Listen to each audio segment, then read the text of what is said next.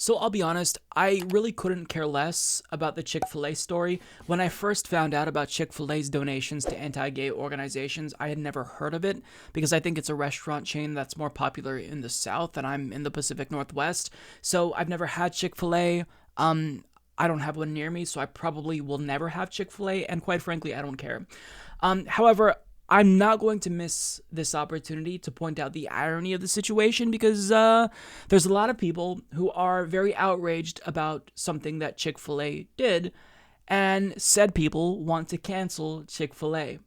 And I'm talking about, of course, conservatives who oftentimes scream the loudest about cancel culture, but now they're threatening to cancel Chick-fil-A because they actually did something good.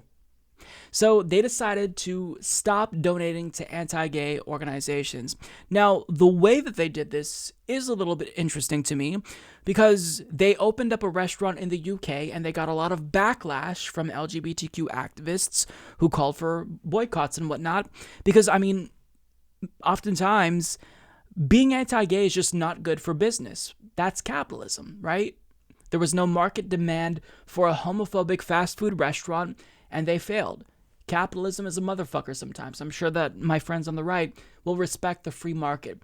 With that being said, though, they realized that, being anti-gay in 2019 isn't necessarily the best business decision, and they learned about that the hard way. So they announced that they will no longer be donating to organizations that are explicitly anti-gay. And in response, predictably, conservatives reacted by melting down and threatening to cancel them. So Ben Shapiro tweeted, "Chick-fil-A has survived and thrived because they served everyone and refused to cater to the cancel culture. Now they've caved at the behest of the censorious left. This is a terrible move and just the latest indicator that the center cannot hold. A country in which we only eat at restaurants where we agree with the owner's politics when the owner's politics does not affect anything happening inside the restaurant is a country that cannot survive as a unified entity." So let's just pause right there and acknowledge how big of a drama queen Ben Shapiro is. Like, on the left and the right, nobody is a bigger drama queen than Ben Shapiro because he is reacting to the announcement that a fast food chain will stop donating to anti-gay organizations by basically saying that the country can never be unified. Ben, just shut up. I mean, I don't know what to say about this. Like, it must be, so miserable to be outraged and offended by things 24/7. I mean, do you ever just take a break from being offended by everything, Ben? I mean, come on. He is the quintessential example of a right-wing SJW who is just authoritarian, who wants everyone to do what he wants, but will say that that's what the left wants. But I mean, he's pissed off because a company is choosing to not donate to an anti-gay organization.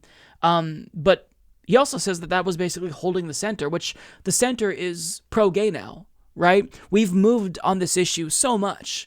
And I think that most people who are reasonable acknowledge that, yes, gay people, like everyone else, should have equal rights.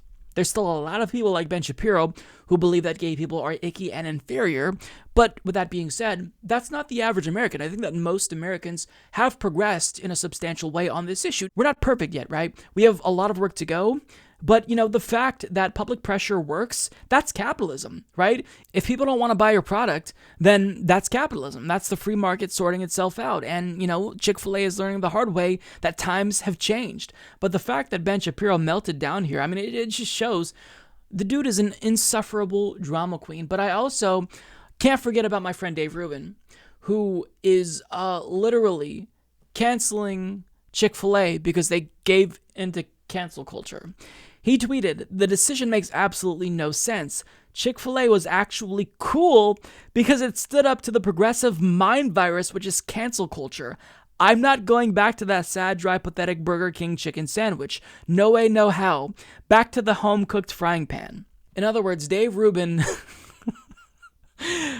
a gay man who's a dumbass, is angry that they're not going to be donating to anti-gay organizations and they succumbed to cancel culture. So to punish them, he's going to cancel them. High-level important ideas. This really is the stupidest timeline imaginable. And if Dave Rubin continues on this trajectory, like next week he's going to come out against gay marriage, and like by next year he'll renounce his homosexuality and like marry a woman or something like that. Like that's the trajectory that he's on.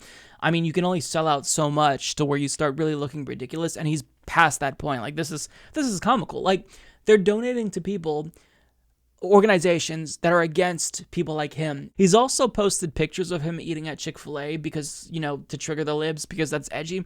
I mean, do people really care about this? Like, is that really a political statement that you want to make, that you ate at a fast food restaurant because they donated to anti-gay organizations? It's really not a statement that you want to make, and it's certainly not one you want to make if you're literally gay. But I mean, this is American politics in 2019, where everything is completely stupid and idiotic, and Dave Rubin is the perfect representation of modern American political politics. But he's not the only person who is joining the cancel culture bandwagon against Chick-fil-A, because Ally Beth Stuckey, who is getting so good at comedy that she's making lefties nervous, according to Paul Joseph Watson. But she said, really, Chick-fil-A? This is the direction you want to go? You've garnered the unconditional support of millions, not in spite of, but because of your stances, which is the sole reason you're successful. Idiocy. Bye. Oh, so you're canceling them? Wow. You know what? I think it's time that we talk about cancel culture and how it's gone too far.